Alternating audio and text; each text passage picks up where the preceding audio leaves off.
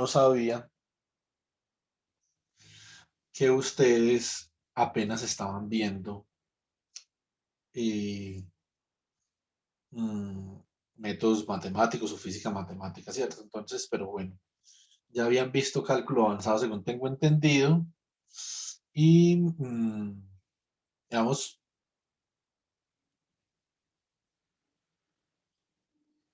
yo estaba como pensando que esto se podía interpretar de una manera relativamente directa. Entonces les voy a mostrar una cosa. Cuando, cuando yo hablo de propagar una solución, si yo digo voy a propagar una solución en el tiempo y me refiero a una ecuación diferencial, pues me refiero como a algo por el estilo. Vamos a ver una cosa acá. Abramos un notebook.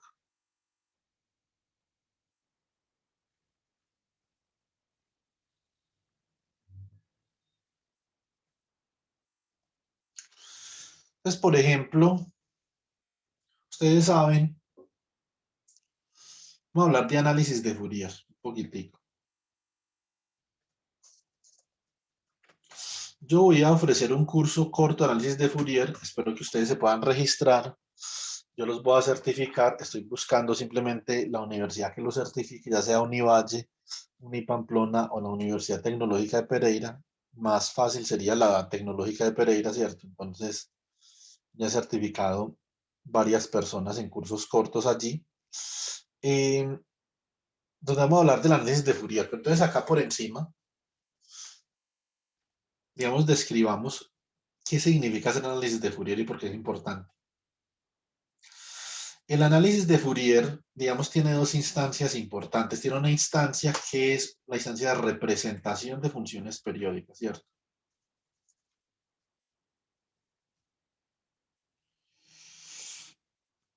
Hagámoslo en English. Representation of periodic functions, ¿sí o no? Entonces, esta es una instancia importante del análisis de Fourier. Ahorita con Valentina, con Guaira, con Jonathan, el que me aparezca primero en el WhatsApp, les voy a enviar la bibliografía. Una bibliografía que es relativamente sencilla de leer, ¿cierto? A ver si la tengo por acá. Y que no es como muy verbosa, pues. Es que hay unas que son muy verbosas. Se llama Análisis de Fourier de Hugh Besson. Este man es un ingeniero electricista, ¿sí o no? Pero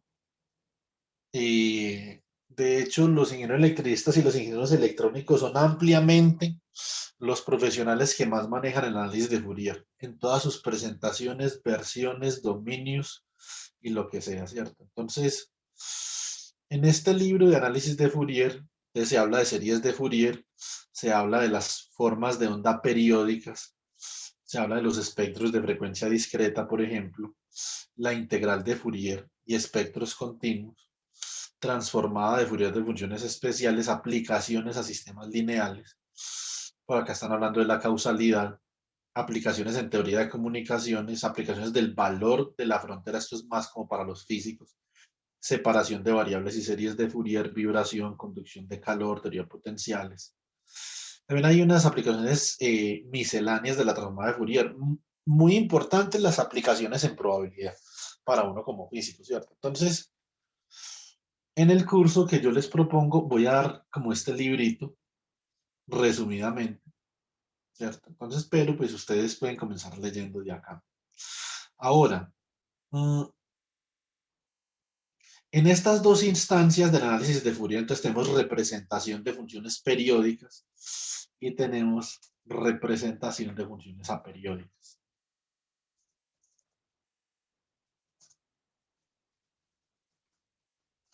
¿Cierto? Entonces,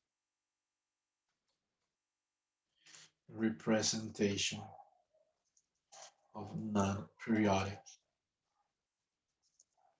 functions, ¿cierto? Entonces, en la representación de funciones periódicas, básicamente, que uno debe de escoger una base con la que uno va a representar algo y calcular los coeficientes de superposición, ¿cierto? Entonces, eso me imagino que es lo que ustedes ya vieron en su curso de física matemática. Bueno, o en su curso de cálculo avanzado, en lo que sea, ¿cierto? Entonces, en el functional analysis, el análisis funcional es una teoría en donde nosotros podemos estudiar cómo representar una función, ¿cierto? Entonces, pues, a functional space is generated by a functional base. Una base funcional, ¿sí o no?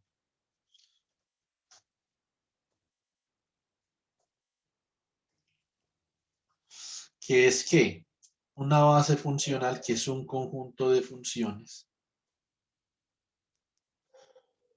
Por ejemplo, una función phi sub 1 evaluada en un parámetro X, por ejemplo, coma, phi sub 2 evaluada en un parámetro X, phi sub 3, dots. ¿Sabes? Entonces, la dimensión del espacio funcional determina el número de elementos de la base del espacio funcional, ¿cierto? Acá tengo esta base, phi 1, phi 2, phi 3 hasta phi sub n. ¿Sí o no?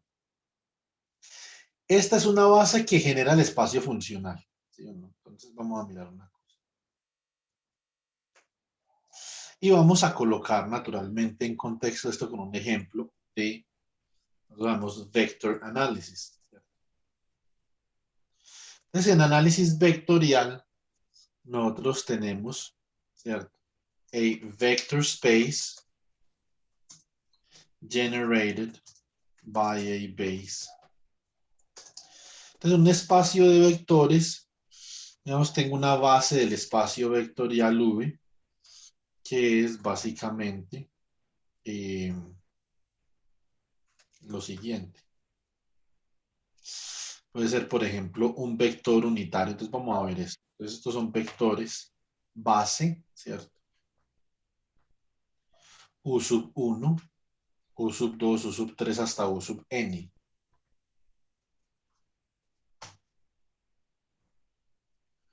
¿Sí o no?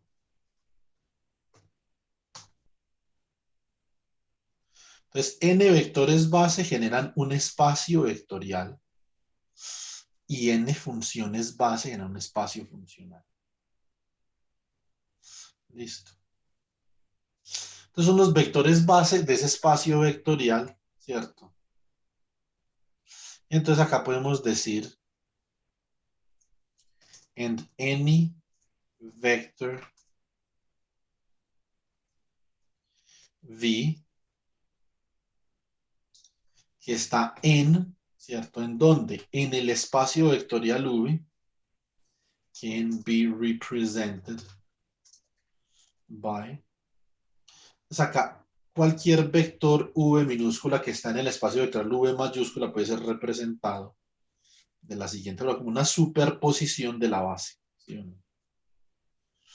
Desde j igual a 1, por ejemplo, hasta n, siendo n la dimensión de la base, la dimensión del espacio vectorial, eso sería, por ejemplo, a sub j, ¿sí o no? Por los vectores base o sub j.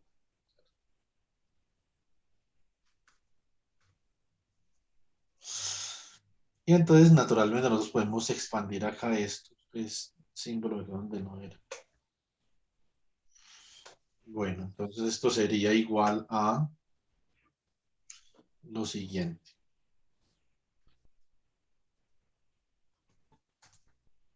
Esto es A1 por U1, ¿cierto? Más A2 por U2, más A3 por U3, más C2, más AN por UN, ¿cierto? Entonces colocamos acá el 2.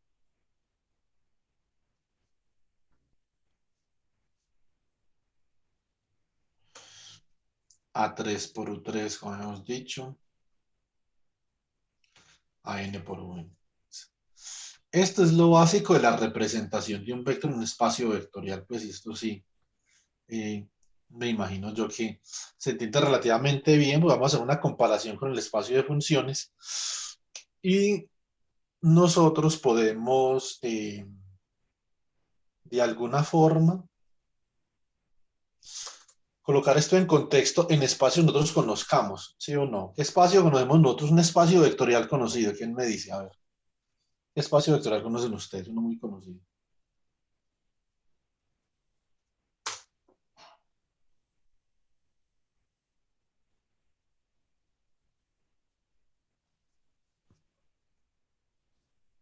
R3. R3, por ejemplo, ¿sí o no? Entonces, ejemplo, a three-dimensional Euclidean space, R3.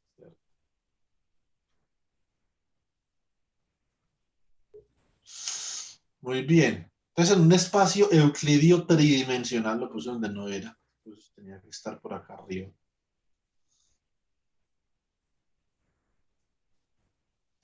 En un espacio euclidio tridimensional, entonces, ¿qué tenemos nosotros? Tenemos base, ¿cierto? ¿Cuál será la base? Entonces, la base de R3 es simplemente un conjunto de vectores IJK, ¿cierto? Esto sería hat I, hat J, hat K, ¿cierto? Entonces esa es la base de R3, ¿cierto?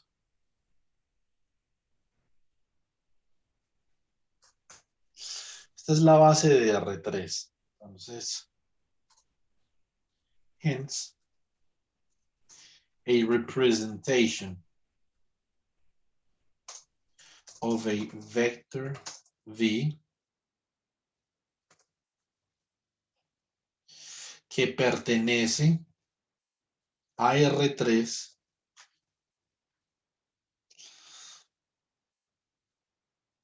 is given by.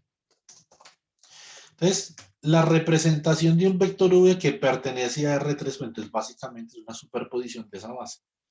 ¿Sí o no?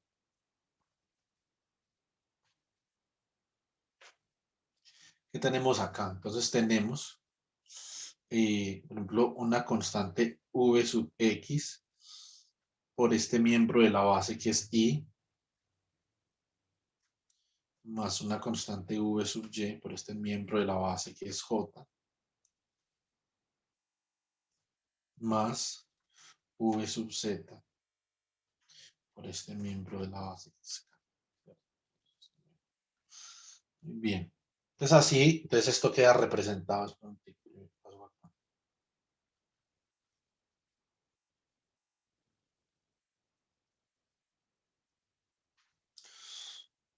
Listo. Bueno, muy bien. Entonces V pertenece a R3. Bueno, ¿qué otra cosa puede hacer uno en un espacio vectorial que es importante? Lo que uno puede hacer en un espacio vectorial que es importante es básicamente definir una métrica. No estamos hablando de los axiomas de un espacio vectorial, sino de unos elementos básicos que nos permiten entender los elementos básicos de un espacio funcional, ¿cierto?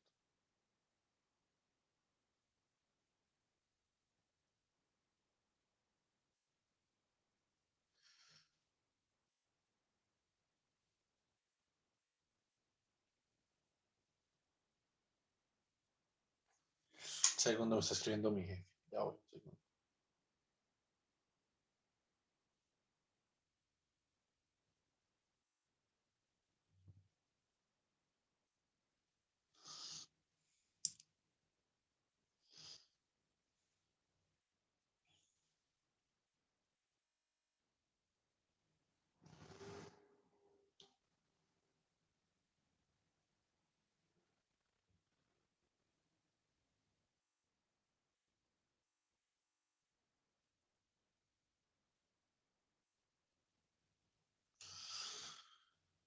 Listo, chicos. Entonces, la métrica en los espacios funcionales pueden haber varias métricas. En los espacios vectoriales también. Cuando nosotros hablamos de la norma de un espacio vectorial, ¿sí o no? La norma solamente es una métrica de un espacio vectorial. Es una de las tantas normas que existen. Puede haber muchas normas de un espacio vectorial. Así como pueden haber muchas normas de un espacio funcional, que eso es lo que uno se encuentra con Fourier típicamente cuando comienza a estudiar Fourier con profundidad, ¿cierto? Y las métricas de un espacio de vectores es muy importante, y un espacio de funciones también, ¿cierto? Entonces, eh, ahora, vamos a ver una cosa. Entonces, metrics on a vector space. La métrica más conocida de un espacio vectorial, coloquemos acá, of n Euclidean, listo, vector space. La métrica más importante de un espacio vectorial euclidio se llama producto punto. El producto punto es una medida de dos cosas que tanto se parecen, ¿cierto? Ahora, en el álgebra lineal hay una cosa que yo no sé qué tan bien se las enseñaron, porque típicamente a uno no le enseñan eso con tanta profundidad la primera vez. Para uno poder definir una métrica, necesita dos espacios. No solamente el espacio, por la forma como está definido el producto entre vectores, no solamente el espacio vector, sino su dual también. Vamos a ver una cosa. Vamos a representar matricialmente esta base que yo tengo acá, ¿cierto? Esta base de R3 la puedo representar matricialmente. Entonces, matrix representation of the base W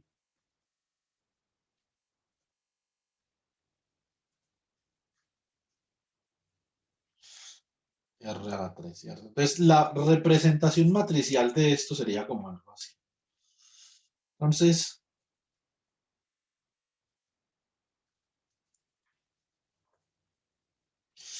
sería igual, bueno, entonces tenemos esta es la base de R3, vamos a copiar. Y sencillamente nosotros representamos I, J y K matricialmente cada uno, ¿cierto? Entonces sería begin array.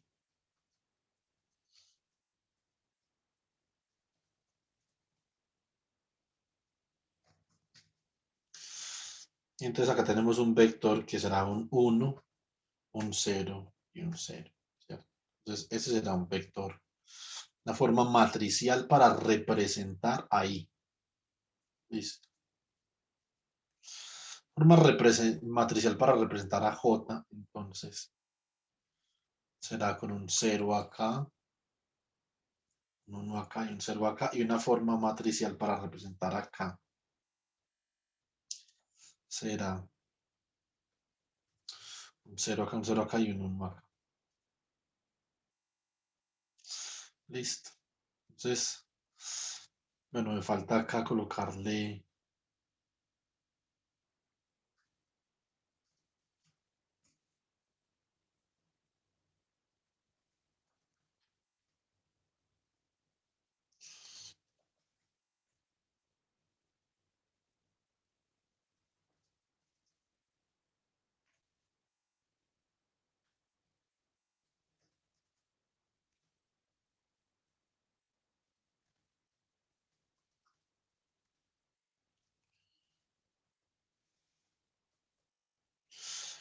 Es una forma matricial para representar la base. ¿Sí o no? Los elementos de la base tienen que tener unas propiedades, unas propiedades. Unas propiedades de métrica. Deben de tener unas propiedades de métrica. Listo.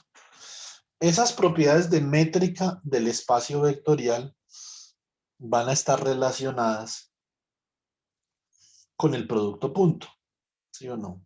Entonces, Para eso tenemos que poder definir un producto punto en un espacio de vectores, ¿cierto? Entonces,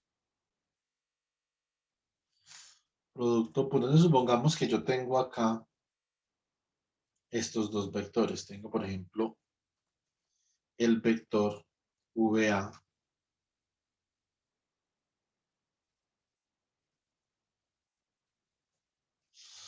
¿Sí o no? Entonces, que esto va a ser igual a A1. No coloquemos IJ acá, sino que coloquemos con la U. Entonces, coloquemos bar 1, ¿cierto? Más A2 por U2 más A3 por U3, ¿cierto? Entonces, este es un vector que yo estoy representando como la superposición de la base. Listo. Bueno, muy bien. Un vector que representa como la superposición de la base. Y voy a tener un segundo vector.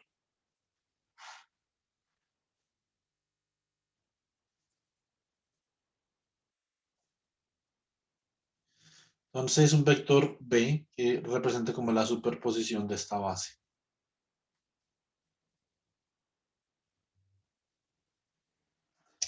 Tengo dos vectores ahí. Quiero definir el producto punto entre estos dos.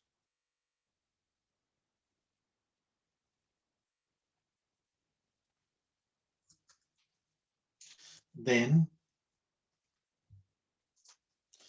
the dot product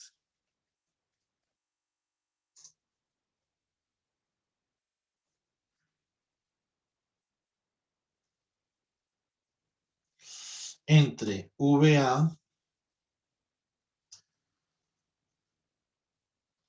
y V sub B. Entonces, is defined as. Cuando yo defino este producto escalar o producto punto acá, entonces yo típicamente lo escribo de esta forma, ¿cierto? Entonces uno tiene en la mente que esto simplemente es la multiplicación componente a componente y eso da un número y por eso se llama producto escalar. El producto punto en realidad es una forma más general de otro tipo de producto. Perdón, es una forma particular de un tipo de producto más general, ¿cierto? Y yo estoy hablando del producto interior.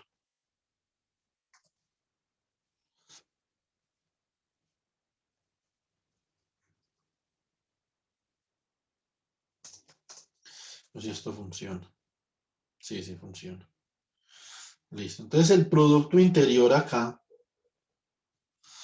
¿Qué es el producto interior? El producto interior es una métrica sobre un espacio vectorial generalizado en donde yo básicamente estoy evaluando qué tanto se parecen dos miembros del espacio vectorial. Y un producto interior se define así como lo tengo acá.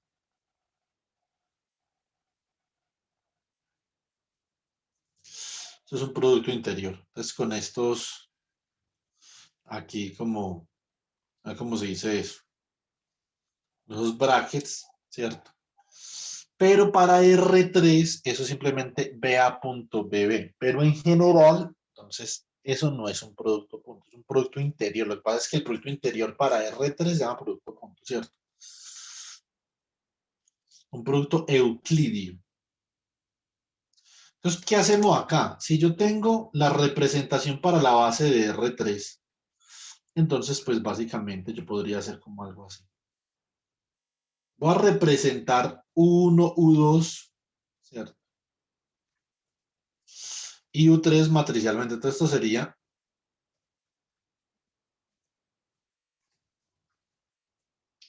como algo por el estilo. Producto punto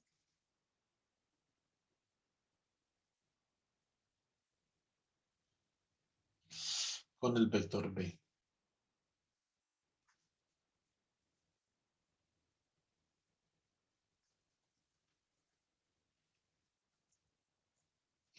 Esto acá es clave. Acá vamos a ver que necesitamos dos espacios, no solo uno, sino dos. Entonces, para yo poder hacer esta operación en todos los espacios, con un solo espacio no me basta.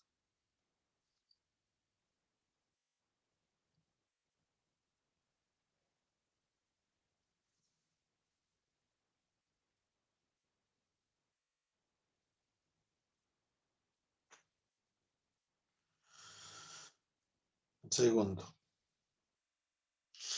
¿Por qué no me basta con un eso? Entonces vamos a ver qué es lo que sucede si yo, por ejemplo, represento estos vectores matricialmente.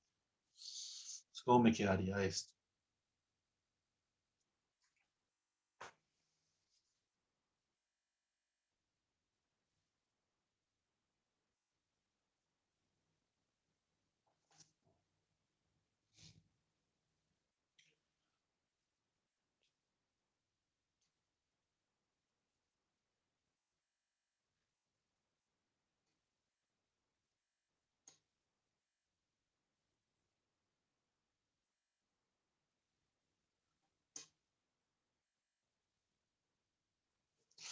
A ver, entonces, esto sería acá, digamos, componente a componente sería A1 por B1, ¿cierto?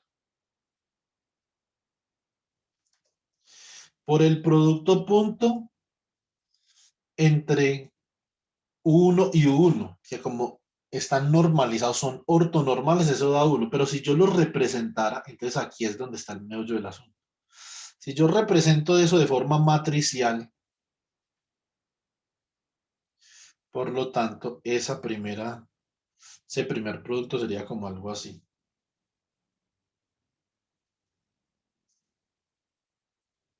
O sea, sería un producto de un vector columna por un vector columna. Eso no está definido, ¿cierto, chicos?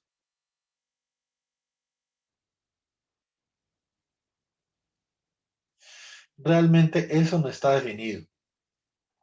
Entonces vamos a tener que hacer algo acá con esta vuelta, ¿sí o no? Por eso no me puede multiplicar. Entonces, continuemos acá. Después vamos a tener A2B2.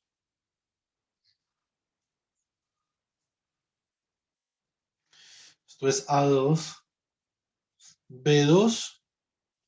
por el producto punto entre 0, 1, 0 y 0, 1, 0.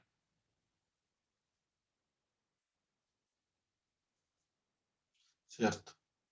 Y después vamos a tener A3B3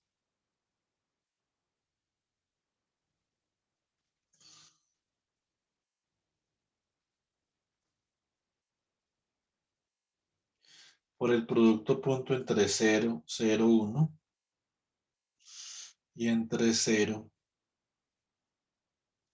0, 1. ¿Cierto?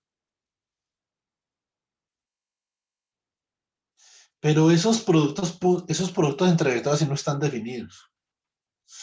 Para poder que esto sea regular, ¿sí o no? Para poder yo definir esto de forma regular y que eso dé un número, porque el producto punto tiene que dar un número, es una métrica. Hay que definirlo de esta forma. Tiene que ser el primero transpuesto, es decir, que sea un vector fila, y el segundo, sí, un vector columna. ¿Sí o no?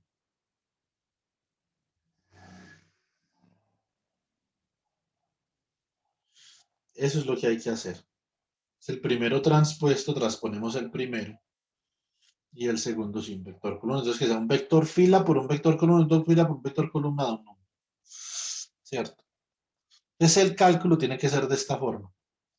Por lo tanto, realmente la definición del producto interior debe ser el producto punto entre BA transpuesto o un producto de BA transpuesto. El producto punto no. Debe ser, porque este C dot implica que usted tiene que transponer uno de estos dos. O sea, ya en la definición del producto punto eso va implícito. Si usted los quiere multiplicar, la definición del producto punto entonces tendría que ser, usted va a multiplicar BA transpuesto por B sub B. Esa sería la definición de producto punto.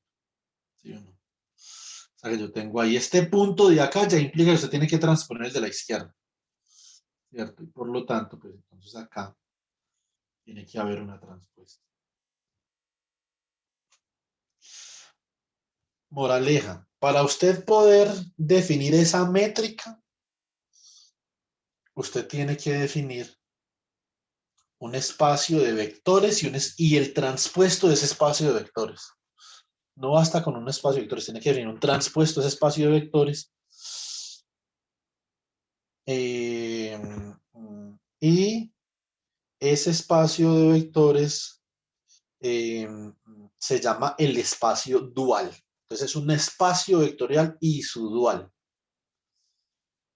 Espero que estén prestando mucha atención. Aquí les estoy dando la primera clase de mecánica cuántica indirectamente. Mecánica cuántica es álgebra lineal y cositas varias. Ahora, eso uno se pregunta, bueno, ¿y esto qué rayos tendrá que ver con el análisis de Fourier? Entonces, en análisis de Fourier, básicamente se puede entender como una forma para representar una función. Esto sería la base de un espacio funcional F, por ejemplo, ¿cierto? Y en el análisis de Fourier, para la representación de ondas periódicas, entonces, an arbitrary function, ¿cierto? F of x can be represented as the superposition of n base functions. Bueno, claro que esto es más general, esto no es para el análisis de Fourier, sino que esto sería para análisis funcional, ¿cierto? Pongamos esto acá. Ya les voy a explicar qué es lo que hace a Fourier particular dentro del análisis funcional. El análisis funcional es mucho más general que Fourier, ¿cierto? Entonces acá esta función base, perdón, esta función arbitraria la puedo representar como la superposición desde j igual a 1 hasta n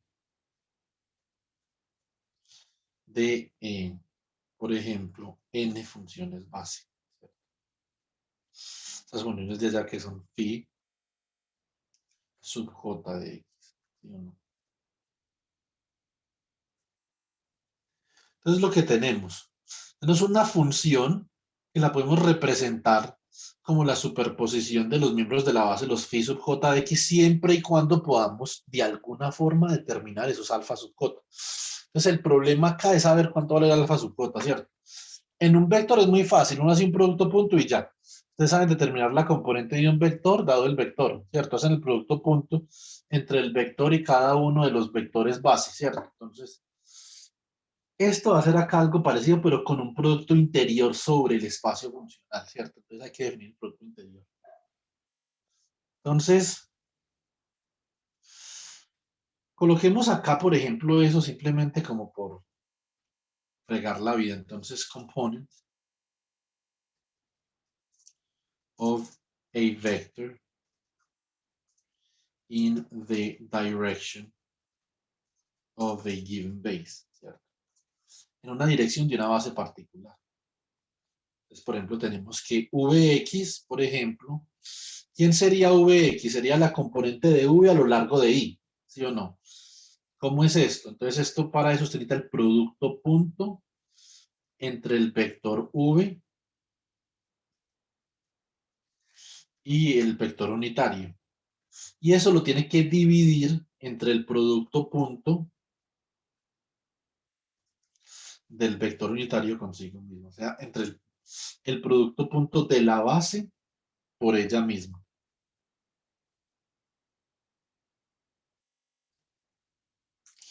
¿Cierto? Lo mismo para las otras componentes. Lo que pasa es que eso simplemente queda como el producto punto entre V y I, porque I está normalizada, ¿cierto? Entonces, ese producto punto en el denominador simplemente da 1.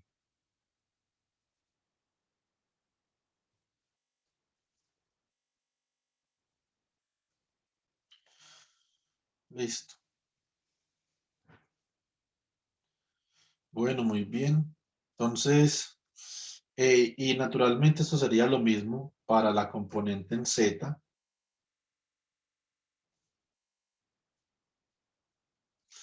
Entonces, VZ es el producto punto de V con K y el producto punto entre K y K, que es unitario, ¿cierto? El producto punto unitario. Entonces, esta es la forma para uno hallar la componente de un vector en la dirección de una base determinada.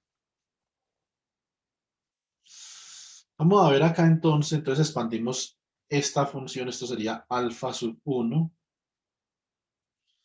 por phi sub 1 de x, ¿cierto?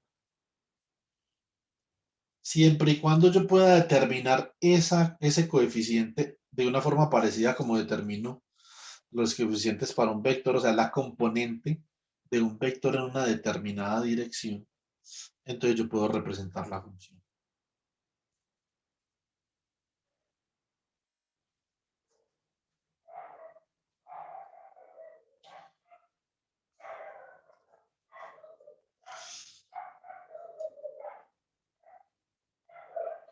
Es alfa n phi sub n, ¿cierto? Entonces, esta ya es una representación de una función. No es un vector, sino una función, un espacio funcional con una base que tenemos ahí. Listo. Fantástico. Bueno, entonces, ¿esto qué tiene que ver con Fourier? Resulta que la representación de funciones periódicas se puede hacer considerando la siguiente base. Pues, consider the base for the trigonometric Fourier functional space. Entonces, considere la base para el espacio funcional trigonométrico de Fourier. Entonces, acá estamos hablando de la serie trigonométrica de Fourier. Trigonometric Fourier Series. Esta no es la única serie de Fourier, una serie compleja de Fourier, también una serie de Fourier-Legendre. Hay varias series de Fourier.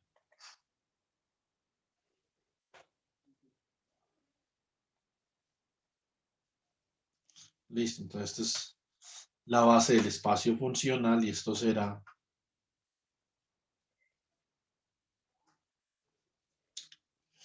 listo. Recuerden que 0 no puede ser un miembro de una base, ¿sí o no? El 1 sí. Y acá entonces vamos a tener coseno, ¿cierto? Coseno de,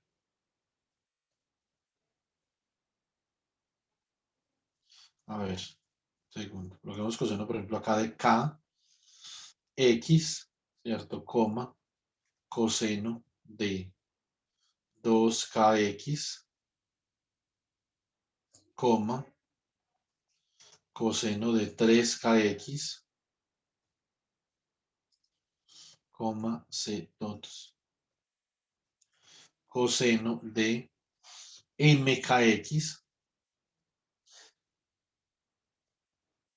c dots, hasta infinitos cosenos. Después comenzamos con el seno. Seno de kx, ¿cierto? Seno de 2kx, coma, seno de 3kx.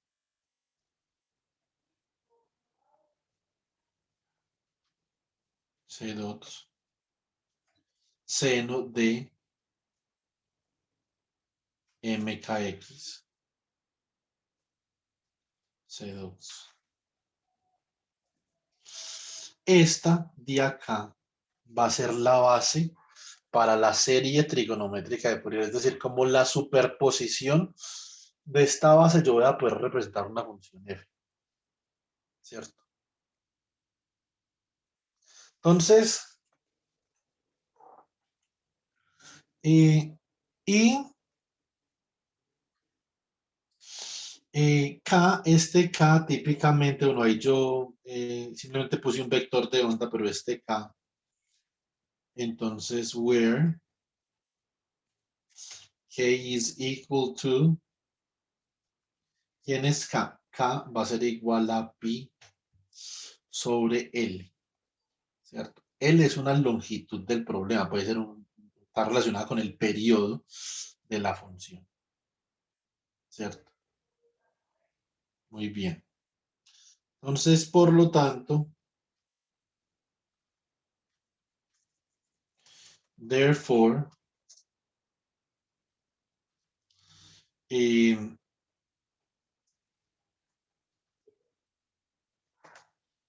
f of x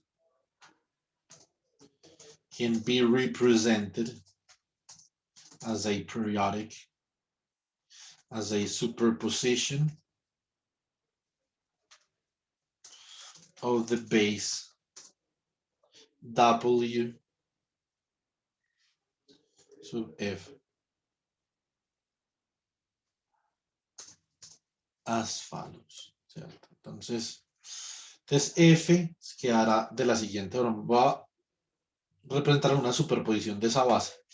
El 1 hace parte de la base, entonces por lo tanto simplemente puedo decir que esto es una constante a sub 0 medios por ese 1, ¿cierto? Más la superposición, la suma desde j, a ver, coloquemos desde m igual a 1, porque ya cogí m igual a 0, ¿cierto? Desde m igual a 1 hasta más infinito, que la base es de dimensión infinita. Es una propiedad del espacio funcional de Fourier, que es un espacio de dimensión infinita. Esto es a sub m por el coseno de... Entonces, por el coseno de mp x sobre x.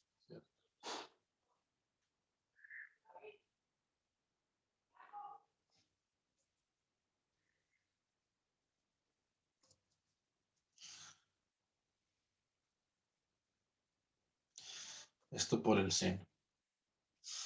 Esto que yo tengo acá es lo que se llama la serie trigonométrica de Fourier. ¿Sí o no? También sirve una función en el tiempo, eso no importa. Uno puede representar esa función f de x como esa superposición de senos y cosenos. Básicamente lo que uno tiene que hacer es hallar a m y b, ¿no es cierto? Entonces, de acá. Where the Fourier coefficients a sub 0, a sub m, and b sub m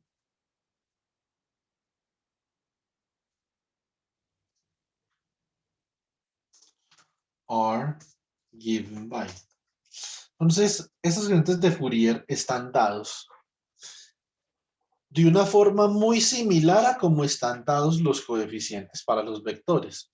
Lo mismo estos coeficientes alfa 1, alfa 2, alfa 3, alfa n, para la representación de esta función en un espacio funcional. Entonces, Vx, por ejemplo, en esta parte de acá, no es otra cosa que la proyección del vector en una dirección particular dividido el producto interior entre las bases. Lo mismo para cada dirección. Esto va a ser algo parecido.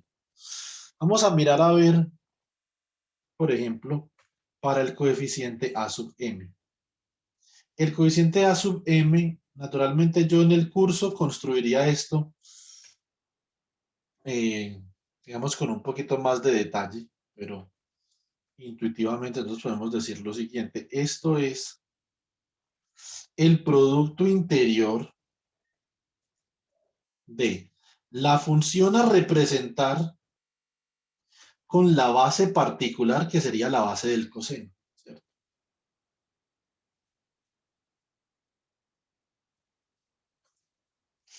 Dividido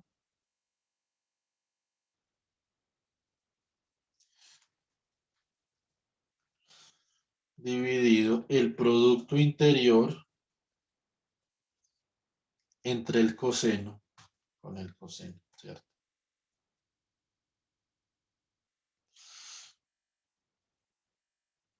Esto es básicamente la división de dos productos interiores. O sea que hay que definir este producto interior en un espacio funcional. No lo hemos hecho, ¿cierto? Entonces definámoslo por acá. Interior product between functions f of f1 of x, por ejemplo,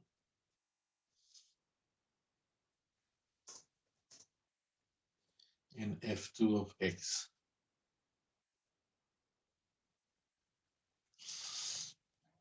Entonces, el producto interior entre estas funciones se define de la siguiente forma. Listo. Entonces, bueno, realmente, si la base está normalizada, ¿cierto? Entonces nosotros no tendremos que ir por esto, pero no siempre la base está normalizada. Nosotros podemos decir que el angle, R angle,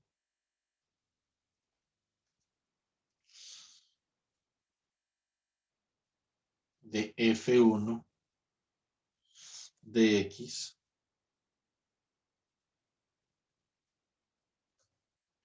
coma F sub 2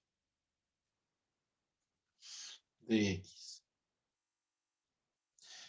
Este de acá, ¿cierto? Entonces, o sea, hay varias formas que estoy pensando a ver en un libro, cómo definen esto, de pronto el libro de Eternal, lo que nada.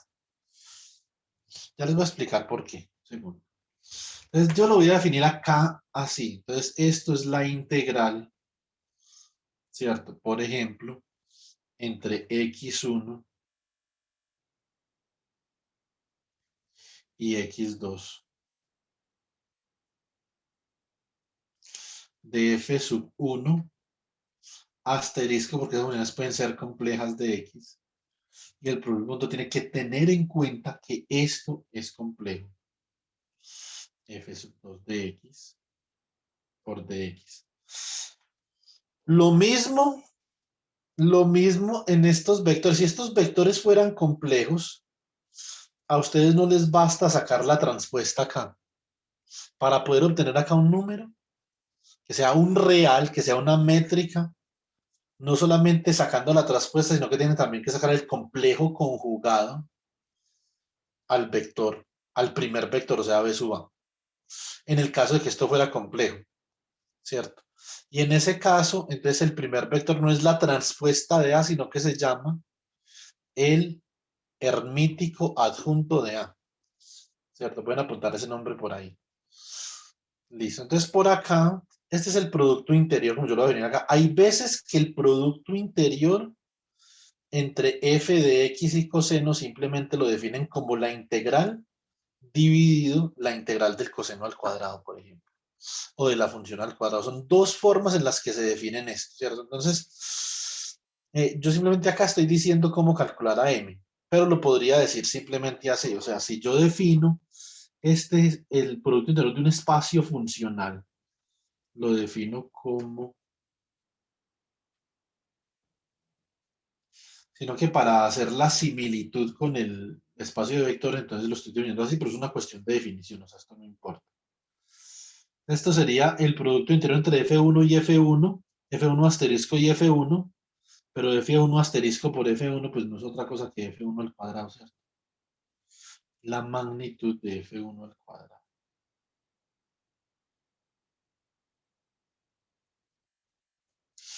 Entonces esta es otra forma de definir esta métrica. Entonces si eso se define acá, entonces básicamente este AM, este coeficiente de Fourier, sería simplemente esto de acá. Ay, listo, ahora aquí.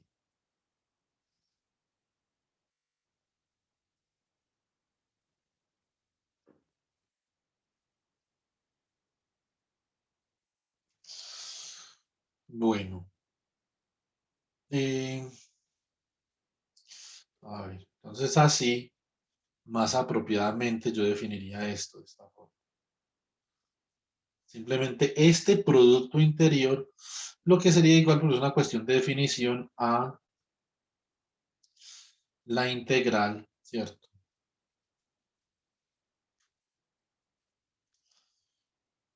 Y acá sería, voy a colocar entre menos L y L, por ejemplo.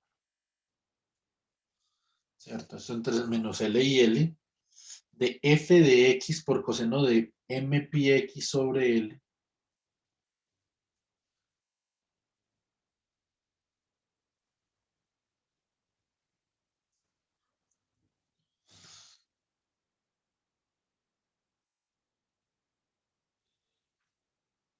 acá diferencial de x, ¿cierto?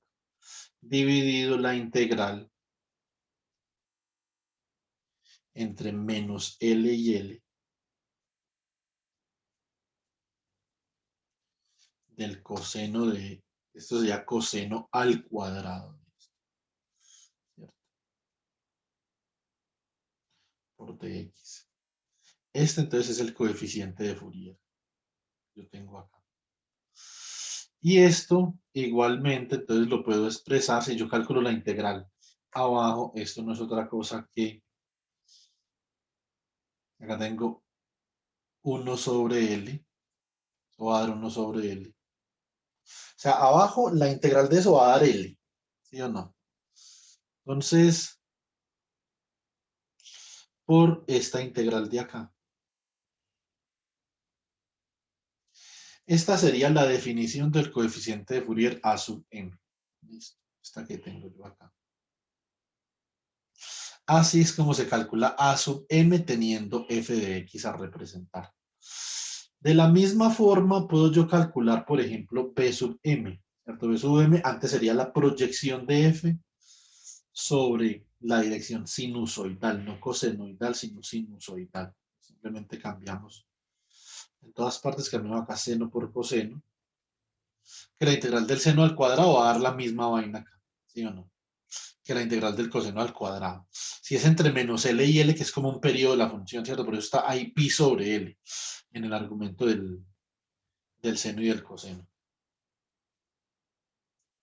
Todo acá sería sobre seno al cuadrado. Y acá. Como ustedes pueden observar en estos dos coeficientes de Fourier que yo tengo acá, entonces hay implícita una simetría de paridad o de imparidad de la función, porque cuando la función es par, b sub m da 0.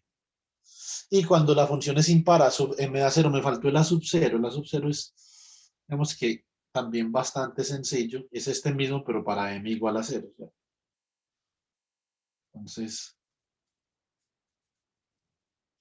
a sub 0, entonces sí, esto sería el producto interior entre f de x y 1, que es la base. ¿Cierto? O sea que esto simplemente da la integral de f de x en ese intervalo menos L y L, dividido la integral de dx, ¿cierto? Porque entonces m acá vale 0. Y la integral de dx acá, entonces simplemente es x, ¿cierto? Entonces esto es 2L acá. Y esto nos va a dar 1 sobre 2L integral entre, ¿cierto? Entonces así nos quedan los tres coeficientes de Fourier. Una vez nosotros tenemos esos tres coeficientes de Fourier, entonces lo que podemos hacer es hacer un ejemplo. ¿Sí o no? Entonces, example. Square wave, ¿cierto? Un square wave es un f de x, por ejemplo. Es un f de x igual a 1, ¿sí o no? Para todo x tal que 0 es menor o igual que x menor o igual que L, ¿cierto? Y f de x es igual a menos 1. Esto es una onda cuadrada, pero impar, ¿cierto? Esto es for all, para todo x tal que menos L es menor o igual que x menor o igual que 0, ¿cierto? Entonces, esa es la definición de esa función que nosotros quisiéramos representar. esta de acá. Y si nosotros calculamos las integrales en esos intervalos, entonces obtenemos la siguiente representación. A sub 0 y A sub m dan 0 por esa función impar. ¿Cierto? Entonces simplemente queda representado en términos de senos. Y entonces hay que calcular el coeficiente B sub m, que se calcula relativamente fácil con las integrales. Y nosotros vemos que ese coeficiente, cuando hacemos el cálculo, ese coeficiente es 0 para m par. Solamente es 0 para m impar. Esto quedaría de la siguiente forma. Esto da 4 sobre, como es para m impar, entonces colocamos 2m más 1 por pi, ¿cierto? Por el seno de 2m más 1, ¿cierto? Y acá estamos tomando L como pi, o sea, L igual a pi, ¿cierto? Entonces, por lo tanto, esto simplemente es 2m más 1 por x, cuando L es igual a pi. ¿Y esto cómo nos va a quedar? Pues nos va a quedar 4 sobre pi, que multiplica el seno, ¿cierto? De x más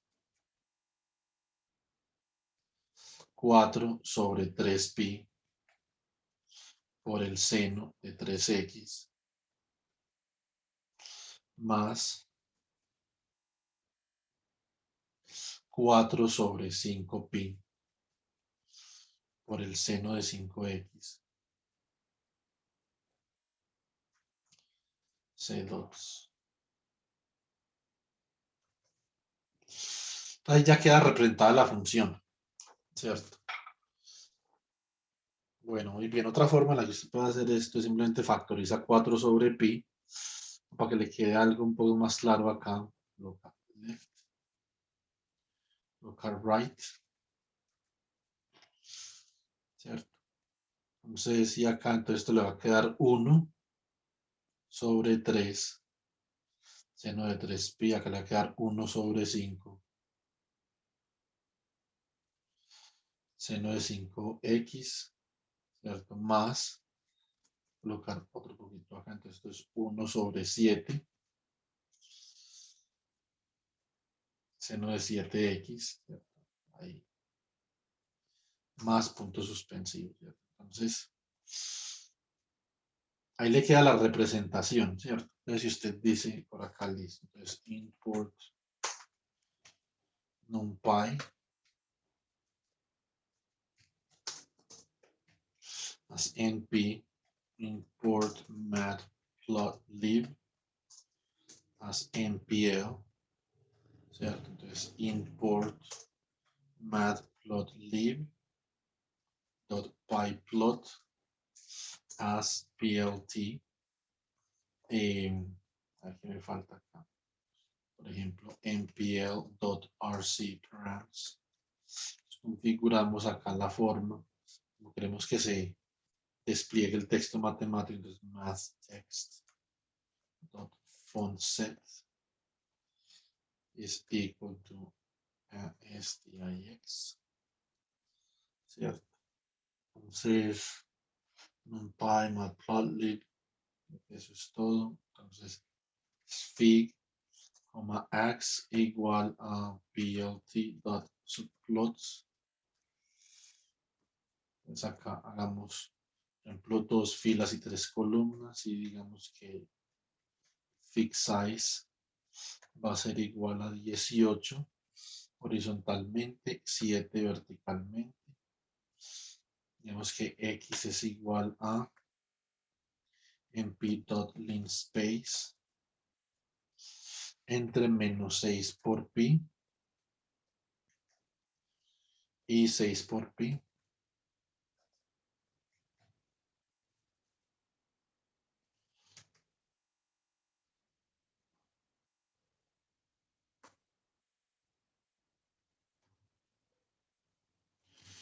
Ay, Dios.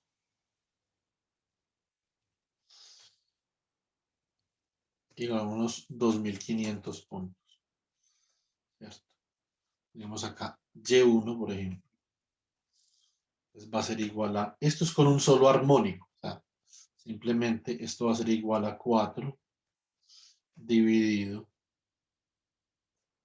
pi, ¿cierto? Por el en pi punto seno de x. Y acá entonces vamos a escribir lo siguiente. Vamos a escribir que esto es ax, fila 0, columna 0, ¿cierto? Punto plot de x, y1, ¿sí o no? Coma, color igual a blue, por ejemplo. ¿Cierto? XA. Esa es la gracia del primer armónico, ¿cierto? Entonces, naturalmente, uno debería colocar acá, por ejemplo, ax de 0,0, ¿cierto? Punto set xlim. Está entre menos 6pi, 6pi.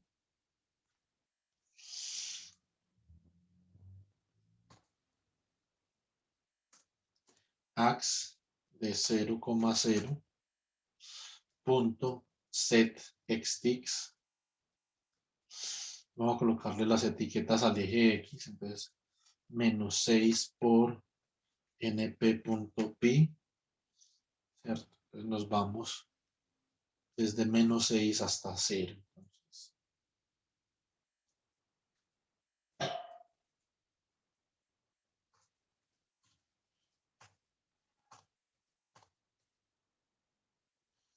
cero punto 0, 1, 2, 3, 4, 5, 6. Entonces, esto sería menos 5 pi acá, menos 4 pi. Hagamos una cosa, hagamos esto más pequeño. Entre menos 4 pi. Ahí se verían básicamente 2 pi serían 4 periodos que se ven ahí, entonces yo creo que no hay problema. Menos 3 pi, menos 2 pi, menos pi. Listo, entonces acá sería simplemente pi, 2 pi, 3 pi, 4 pi. Listo.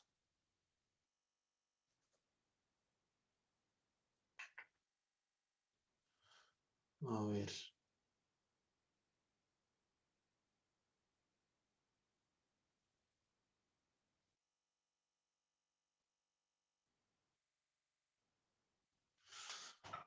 Ahora sí el problemita por aquí.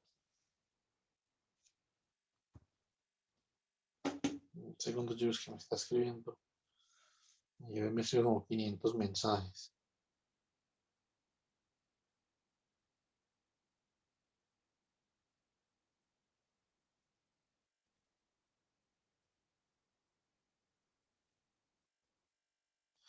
Un segundo le contesto a mi jefe y ya acabamos acá.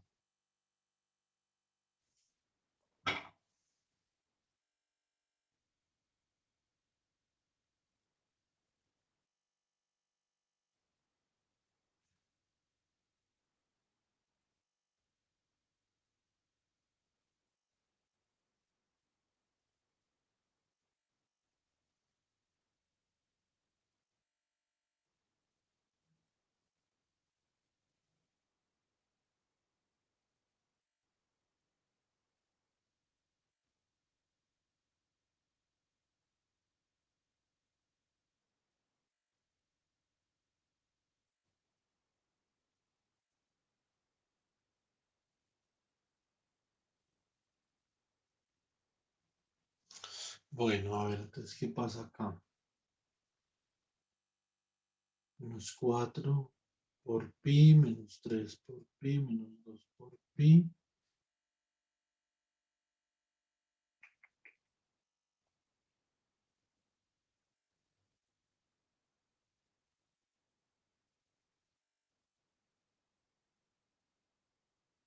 Ah, ya, es que no es ahí, es acá.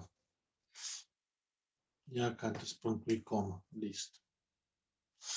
Bueno, muy bien. Entonces acá lo único que nos falta es colocarle un límite. ¿El límite que es? Bueno, listo. Entonces, en la otra gráfica, entonces ustedes simplemente pueden agregar un armónico más cada que vayan graficando. Listo. Para Y2, por ejemplo, van a graficar acá.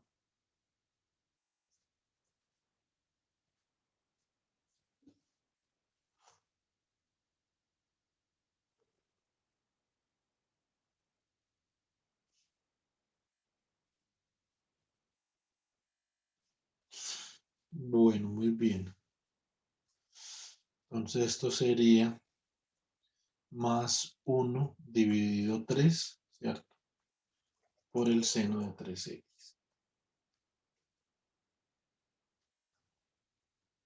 Entonces esto sería Y2 y esa la podemos graficar en, digamos, una de estas nuevas acá.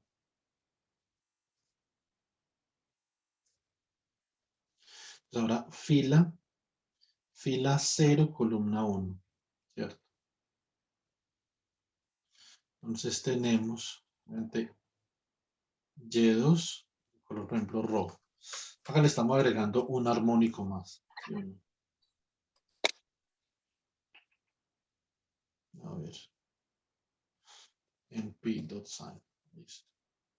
Entonces ahí le agregamos un armónico más. Vamos a agregarle otro armónico más, ¿cierto? Entonces ahora más un quinto de seno de 5x.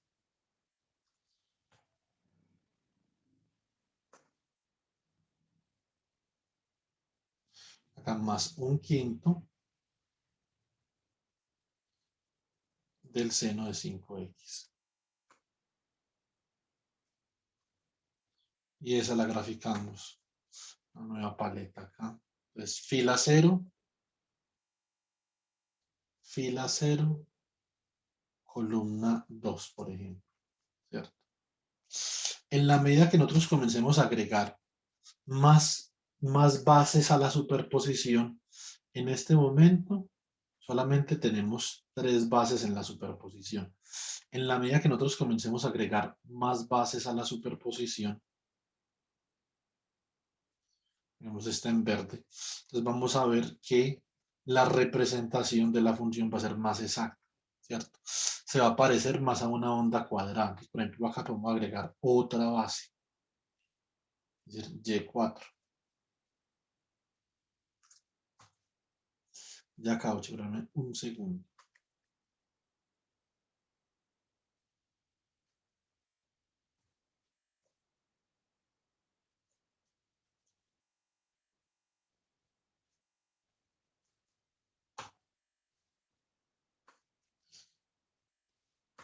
Uno sobre 7, seno de 7x, ¿cierto? Entonces ustedes van a ver que va a comenzar a aparecer más. Podemos, por ejemplo, agregar en la quinta gráfica. Bueno, esto puede ser con un for pues a todas luces, ¿sí o no? O me dio pereza, porque pensé no iba a coger la tarde, pero igual pues hubiera sido mejor con un for. Generar la suma. Entonces sería más un noveno, seno de 9x, por ejemplo.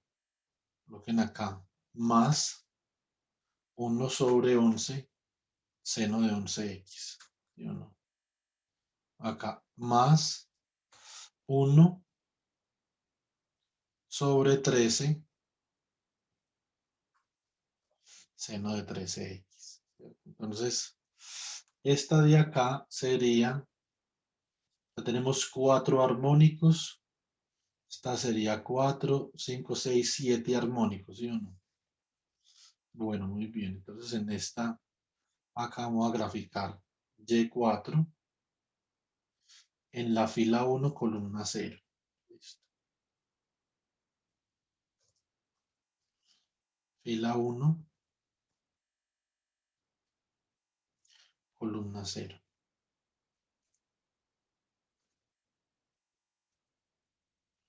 Es Y4, magenta. Listo. Y Y5,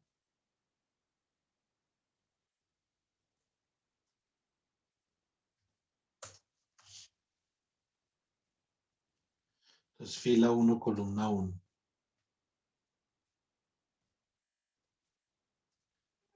Perdón, Y5 nos Y7 armónicos. Esta grafiquémosla, por ejemplo, en orange. Entonces ahí van viendo que en la medida que nosotros vamos agregando más armónicos, entonces la aproximación se va a hacer más precisa, ¿sí o no? Naturalmente esto solamente va a ser exacto en la medida que usted represente la función con el número total de la base, ¿cierto? Si es una base completa. Entonces hay que calcular qué tan completa tiene que ser la base, ¿sí o no? Entonces, pero va a haber algún n para el cual el error sea el mínimo, pues sea un error muy pequeño, un error en la representación. Entonces agreguemos acá otros 9, otros 2 armónicos, ¿sí o no? Agreguemos 1 sobre 15, seno de 15x,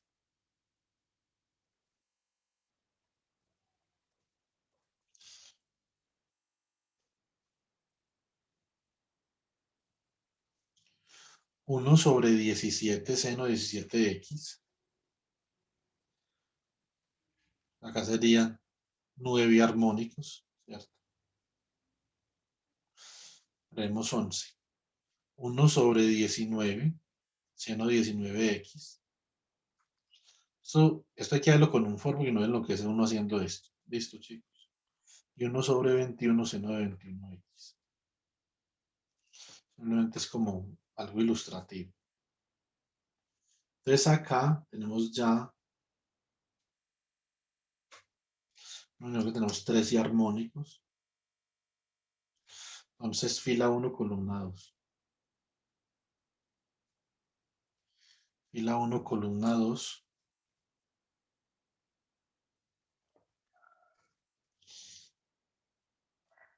Listo.